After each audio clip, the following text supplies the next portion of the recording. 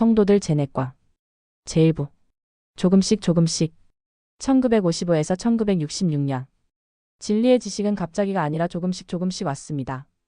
너무나 부드럽고 자연스러워서 그것이 이미 저를 비추고 있음을 알아차리지 못할 정도였습니다. 엘리오다 로시아 카마르고 제1장 언제 어디서 버스 창밖으로 손을 내밀어 여자의 손을 잡은 남자. 그에게 교회를 돌려달라고 말하거라. 조용하지만 다급한 음성의 16살의 노라 시우 유엔 쿠트는 놀라 어리둥절했다. 네, 그녀는 말했다.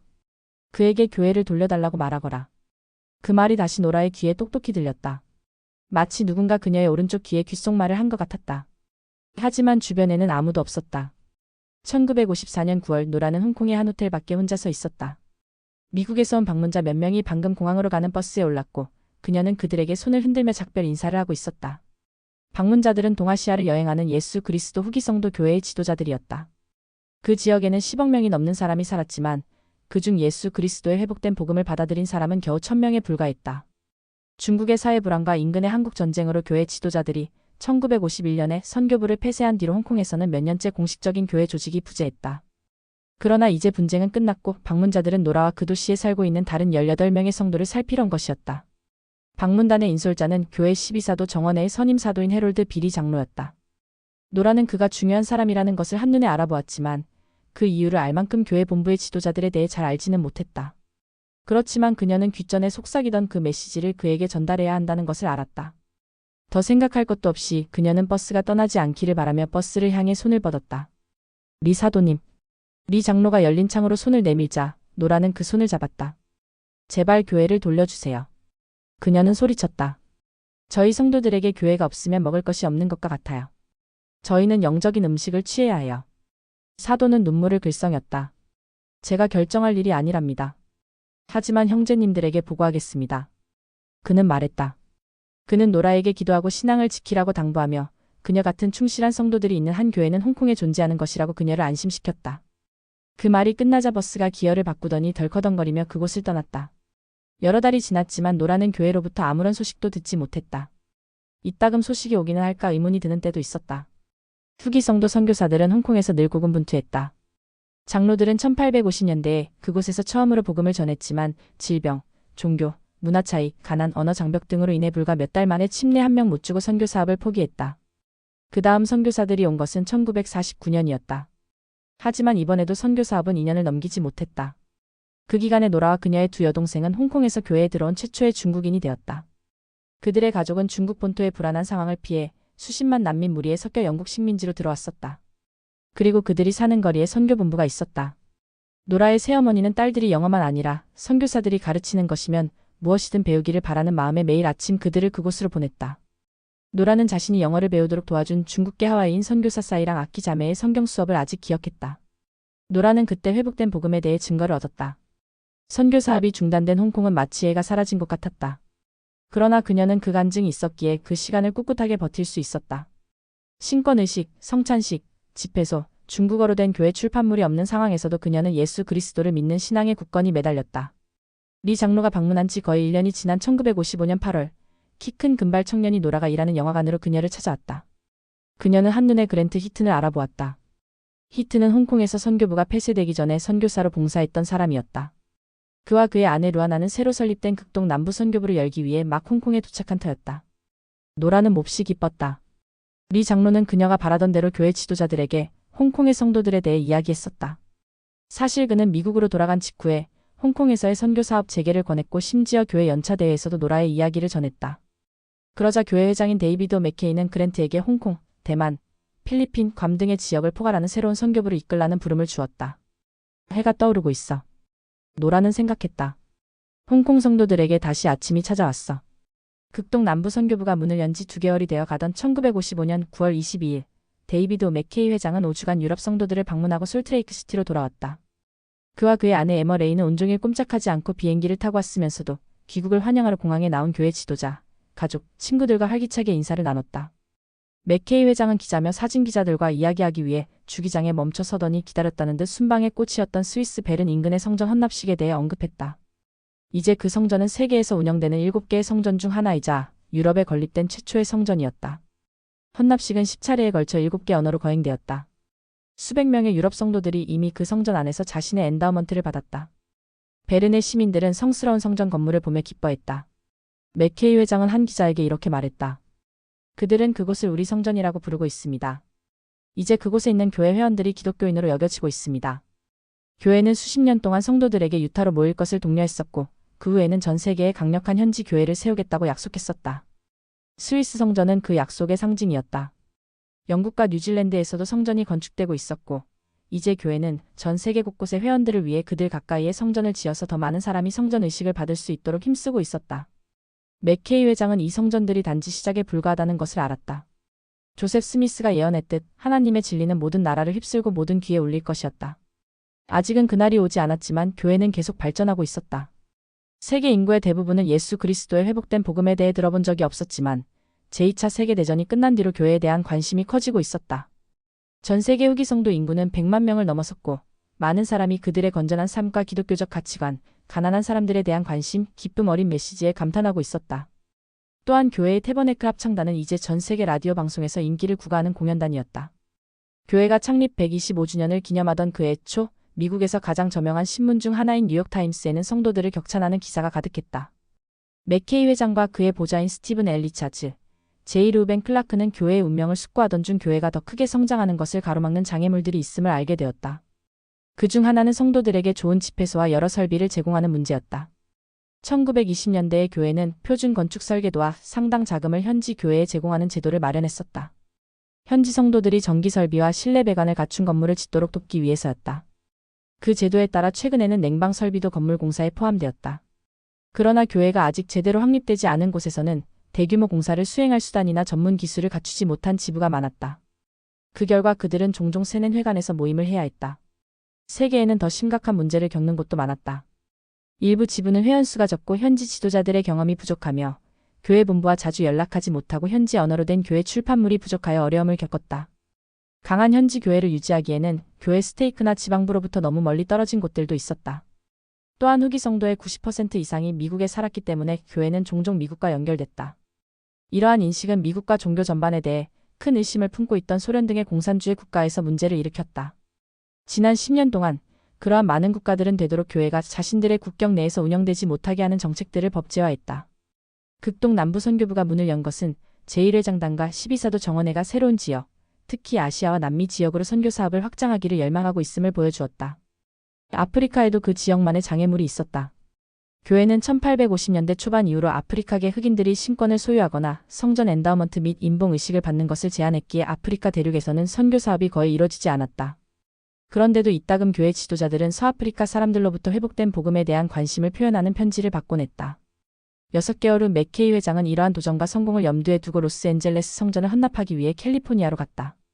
로스앤젤레스 성전의 건축 계획은 히버 제이 그랜트 회장의 지시로 시작되었지만 대공황과 제2차 세계대전으로 거의 20년 동안 완공이 지연됐었다.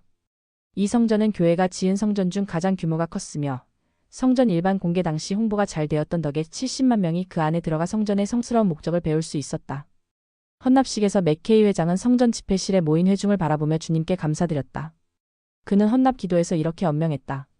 저희는 당신의 임재를 느꼈으며 의심과 혼란의 시기에 당신의 음성에 귀 기울였습니다. 여기 당신의 거룩한 집에서 저희는 겸손과 깊은 감사로 당신의 신성한 인도와 보와 영감의 경의를 표합니다. 이 무렵 브라질 상파울루에서는 감리교 목사를 꿈꾸는 엘리오 다 로시아 카마르고가 신학대학 3학년을 시작하고 있었다. 어느 날 엘리오가 다니는 교회의 한 지인이 후기 성도 선교사들을 만났다면서 다음번 선교사들과 만나는 자리에 그를 초대했다.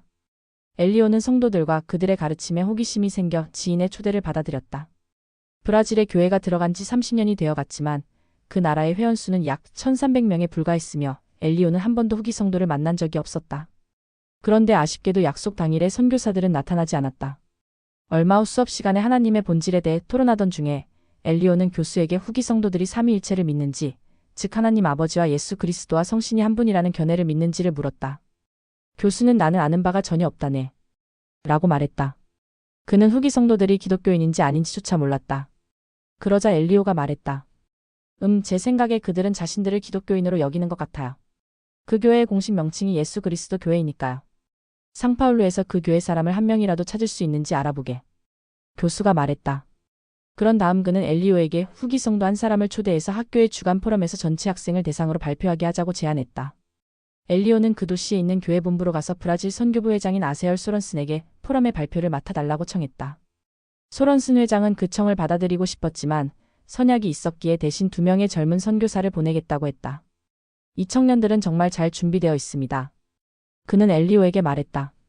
포럼 당일 2명의 미국인 선교사 데이비드 리처드슨 장로와 로저 콜 장로가 엘리오의 학교에 도착했다. 두 청년을 맞이한 엘리오는 약 10명의 학생과 12명의 교수진이 있는 강의실로 그들을 안내했다. 포르투갈어를 사용한 경험이 더 많은 리처드슨 장로가 연단으로 걸어가 교회에 대해 이야기하기 시작했다. 그러는 동안 콜 장로는 칠판에 중요한 점들을 적어 내려갔다. 엘리오는 리처드슨 장로의 용기와 침착함이 인상 깊었다. 청년은 먼저 신에 대해 말하며 하나님 아버지와 아들과 성신이 세 분의 독립된 존재임을 간증했다. 곧 청중이 연달아 질문을 쏟아내며 그의 말을 가로막았다. 리처드슨 장로는 마침내 이렇게 말했다. 제 얘기가 끝나면 질문해 주시기 바랍니다. 청중은 조용해졌고 그는 메시지를 이어갔다. 리처드슨 장로는 성경을 자주 사용했는데 그가 선구를 인용할 때마다 교수와 학생들은 그가 하는 말이 정확한지 확인하기 위해 성경을 펼쳤다. 엘리오는 동료 학생들이 선교사들이 가르치는 것에 전부 동의하지는 않는다는 것을 알 수 있었다. 하지만 이제 그들은 더 정중하게 듣고 있었다. 리처드슨 장로는 그 다음으로 신권 권세와 침례에 관한 주제를 꺼냈다. 저희에게 침례를 베풀 권세가 있음을 증명할 수 있다면 여러분 중 몇 분이나 침례를 받으시겠습니까? 그가 말했다. 한 학생이 저요. 라고 소리치자 학장이 역겨운 듯 그를 노려보았다. 리처드슨 장로는 발표를 마치면서 청중에게 질문을 청했다. 즉시 몇몇 학생이 마운틴 메도스 대학살과 그 밖의 논란에 대해 물었다. 교회에 관심이 있는 것처럼 보이고 싶은 학생은 거의 없는 듯했다. 발표가 끝난 후 엘리오와 다른 학생 3명이 선교사들과 함께 점심을 먹으러 갔다. 학생들은 장로들이 전한 메시지에 진지한 관심을 보이며 더 많은 질문을 했다. 엘리오는 교회에 대해 더 알고 싶었지만 시간이 없었다. 그와 그의 아내 나이르는 4명의 어린 자녀가 있었고 1명이 더 태어날 예정이었다. 학교와 가족 사이에서 그는 늘 분주했다. 그러다 그는 오래지 않아 성도들에 대한 관심이 시들해졌고 선교사들과도 연락이 끊기고 말았다. 1956년 5월 어느 날 모세세 무티와 그의 친구이자 같은 교회 회원인 아토니오 아마시오는 태평양 제도에 있는 통가의 누쿠알루파시 외곽도로를 따라 걷고 있었다. 두 사람이 이야기를 나누는데 차 한 대가 그들을 지나치는 듯하다가 갑자기 멈춰섰다. 둘은 그 차가 통가 선교부 회장 프레드 스톤의 것임을 알고 있었다. 50살쯤 된 스톤 회장은 모세세보다 몇 살이 많았다. 그와 그의 아내 실비아는 약 6개월 동안 그 나라에서 봉사하고 있었다. 모세세와 아토니오는 스톤 회장의 차로 달려갔고 스톤 회장은 그들에게 인사를 건넸다. 형제님들 혹시 선교사업 나가고 싶어하는 사람 아십니까? 그가 물었다. 교회는 남태평양 지역에서 더 빠르게 예배당을 짓기 위해 그 지역에서 수십 명의 노동 선교사를 부르고 있었다. 맥케이 회장은 최근 통가에 21채의 새 예배당을 건축하도록 승인했으며 스톤 회장은 권한을 받아 그 일을 수행할 현지 성도들을 부르고 있었다. 모세세는 아토니오를 바라보았고 아토니오는 어깨를 으쓱했다. 통가에는 4,000명이 넘는 교회 회원이 있었지만 선교사 후보로 마음에 떠오르는 사람이 없었다. 노동선교부는 성도들에게 벽돌공, 전기공, 배관공, 목수 등으로 일해볼 귀한 실무 훈련을 제공했고 그런 훈련은 선교 사업을 마친 후에 일자리를 얻는 데 도움이 될 수 있었다. 하지만 문제는 일이 힘들 수 있다는 것이었다. 스톤 회장은 굽히지 않았다. 분명 아는 사람이 있으실 텐데요. 무티 형제님은 어떠신가요? 주님께서 부르시는 일이라면 기꺼이 가겠습니다. 모세세가 말했다. 그와 그의 아내 살라비아는 20년 이상 된 교회 회원이었다. 그들은 이미 몇 차례 선교 사업을 했으며 그중 한 번은 통가에서 새로운 교회 고등학교인 리아오나 칼리지가 건축되는 과정을 돕기도 했다.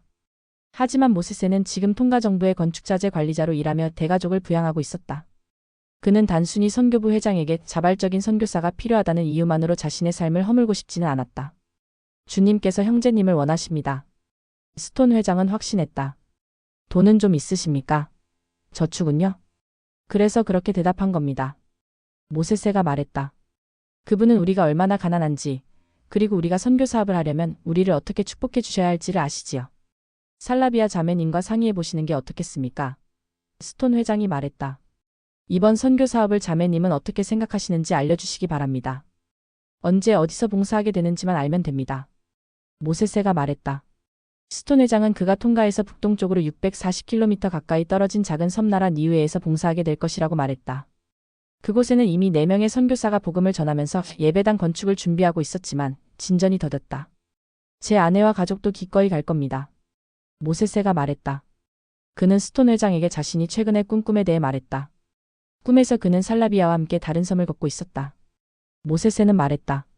모든 마을이 섬둘레 해변을 따라 자리하고 있었습니다. 그런 섬은 본 적이 없습니다. 그 섬이 니우에일 겁니다. 좋습니다. 스톤 회장이 말했다. 배는 2주 반 뒤에 옵니다. 그때까지 준비해 주십시오. 살라비아는 남편에게 선교사 부름 소식을 듣고 몹시 기뻐했고 두 사람은 그 부름에 대해 주님께 함께 감사드렸다. 1933년에 결혼한 이래 그녀는 남편이 교회에서 봉사할 기회를 거절하는 것을 한 번도 보지 못했다. 그녀는 자신들이 하나님을 위해 치른 희생에 대해 그분께서 자신들을 축복해 주실 것을 믿으며 남편과 함께 선교 사업에 헌신했다. 무엇보다 무티 가족은 성전 축복을 간절히 바랐다. 가장 가까운 성전은 4,800km 떨어진 하와이에 있었는데 여행 비용이 늘 발목을 잡았다. 뉴질랜드의 성전이 완공되면 그 목표를 달성하기 위한 여정은 훨씬 짧아질 것이다. 하지만 그때가 돼도 그 비용을 다 감당하기는 어려울 것 같았다. 특히나 지금 그들은 한 번 더 선교 사업을 앞두고 있었다. 그런데도 그들이 언젠가 반드시 성전에 들어갈 수 있음을 소망하는 데는 이유가 있었다. 1938년 모세세가 선교 사업을 하고 있을 때 사도 조지 엘버트 스미스가 통가를 방문하여 그에게 멜기세덱 신권을 부여했다. 사도는 그에게 이렇게 약속했다. 선교 사업을 계속하면 형제님은 주머니에 있는 돈을 한 푼도 쓰지 않고도 성전에 가게 될 것입니다. 1956년 5월 29일 모세세와 살라비아는 가장 어린 네 자녀와 함께 니우에로 가는 배에 올랐다. 그들이 가진 것이라고는 그 여행을 위해 교통편을 예약할 만큼의 돈뿐이었다. 선교 임지에서 어떻게 가족을 부양할 것인가는 주님의 손에 달려 있었다. 통가가 시야에서 멀어지고 출렁이는 파도와 끝없는 지평선이 나타나자 무티 가족은 하나님의 약속에 대한 신앙으로 가슴이 벅차올랐다. 무티 가족이 니우에로 떠난 지 몇 달이 되어 갈 무렵 엘리오다 로샤 카마르고는 감리교와 다른 기독교 교파들 사이에서 흔히 보이던 유아 세례 관습에 대해 몹시 큰 의구심이 일고 있었다. 처음에는 그저 명확하게 알고 싶을 뿐이었다. 왜 이 교회들은 유아에게 세례를 줄까? 세례는 아기에게 어떤 유익이 있을까? 성경에는 이 관습에 대해 전혀 기록이 없는 것 같았다. 그래서 그는 신학대학의 교수들과 동료 학생들에게 질문했다. 누구도 만족할 만한 대답을 못했다. 유아 세례는 역사적 관습으로 보존되어야 합니다. 한 사람이 말했다. 엘리오는 그 논리를 이해할 수 없었다. 왜 그게 유익한가요? 그는 물었다. 역사적 전통은 무조건 참된가요? 그는 유아 세례에 대해 깊이 생각할수록 마음이 뒤숭숭했다. 그의 아내 나이르는 5째 아이를 막 출산한 터였다. 조수에라는 이름의 사내 아이였다. 조수에 같은 어린아이가 왜 세례를 받아야 할까? 이 아이가 무슨 죄를 지었을까? 대학의 다른 학생들도 엘리오와 함께 유아 세례 관습에 대해 의문을 제기했다. 이에 놀란 학교 관계자들은 교수회를 소집하고 엘리오와 다른 학생들을 면담했다. 엘리오는 교수들에게 솔직하게 말했다. 저는 유아 세례에 대해 충분한 정당성을 찾지 못했습니다. 그것은 제가 신약에서 이해하거나 찾을 수 있는 교리로 뒷받침되지 않는 관행입니다. 그는 자신이 목사로서 양심상 아기에게 세례를 줄 수 없다고 말했다. 면담이 끝난 후 엘리오와 친구 3명은 그 질문에 대한 답을 찾아보도록 한 학기 정학 처분을 받았다. 나이르는 엘리오에게 이 소식을 듣고 화가 났다. 그녀도 엘리오와 함께 예수 그리스도와 성경 공부에 헌신하고 있었기에 대학에서 그를 대하는 방식이 마음에 들지 않았다. 엘리오가 질문에 대해 연구한 뒤에도 교수회의 견해에 동의하지 않는다면 그들은 그의 목회 경력까지는 아니더라도 대학에서의 학업은 중단시킬 것이었다. 엘리오는 다시 한번 유아 세례를 이해해 보려고 노력했다. 그는 몇몇 친구와 교수들에게 답을 찾는 것을 도와달라고 부탁했다. 그들은 거절하며 말했다. 그게 무슨 소용이 있나? 자네가 절대 마음을 바꾸지 않을 텐데. 엘리오는 말했다. 하지만 저는 마음을 바꾸고 싶어요. 저는 마음을 바꿀 타당한 이유를 찾고 싶어요. 마침내 한 교수가 그 문제를 함께 살펴봐 주기로 했다. 두 사람은 신약전서에서 침례에 관해 말하는 구절을 전부 살펴봤고 더 많은 통찰을 얻기 위해 주석서와 그리스 원문도 찾아보았다. 몇 주 뒤 교수가 말했다. 자네 말이 맞아. 경전에는 그 교리에 대한 근거가 없어. 정학기간이 끝나갈 무렵 엘리오는 다시 대학의 교수회에 참석해 자신은 유아 세례에 대한 입장이 바뀌지 않았음을 알렸다. 교수회는 그의 마음을 바꾸기 위해 더 이상 할 수 있는 일이 없다는 것을 깨닫고 대학에서 그의 학업을 종결시켰다. 엘리오는 은행에서 일하기 시작했지만 다른 교회의 가르침을 알고 싶어 침례에 관한 책자를 계속 읽어나갔다. 나이르는 더 많은 진리를 찾고자 하는 남편의 노력을 지지했지만 친척들은 그가 대학을 떠난 것은 어린애 같은 상식 밖 행동이라고 생각했다. 엘리오는 그들에게 신경 쓰지 않았다. 그는 자신뿐 아니라 나이르와 가족을 위해 인도를 구하며 자주 기도했다. 아버지로서 그는 자녀들을 빛과 진리로 인도할 의무를 느꼈다. 어느 날 엘리오는 학교에 왔던 후기성도 선교사들이 생각났다. 그 당시 그는 기이한 업적이라는 제목의 그 교회에 관한 책을 구입해 두었지만 많이 읽지는 못한 상태였다. 그는 책장에서 그 책을 찾아 펼쳤다. 저자인 리그랜드 리차즈는 선교부 회장으로 2번 봉사한 후기 성도 사도였다. 각 장에는 회복된 복음의 원리가 하나씩 설명되어 있었는데 성경에 크게 의지하여 각 주장이 뒷받침되고 있었다. 엘리오는 곧 다른 교회들이 눈에 들어오지 않았다. 기이한 업적이라는 책이 그의 관심을 완전히 사로잡았기 때문이다. 이 책에는 다른 누구에게도 없는 답이 있어. 그는 생각했다. 그는 그 교회를 찾아야 한다는 것을 알았다. 성도들에 대해 더 많은 것을 알아야 했다.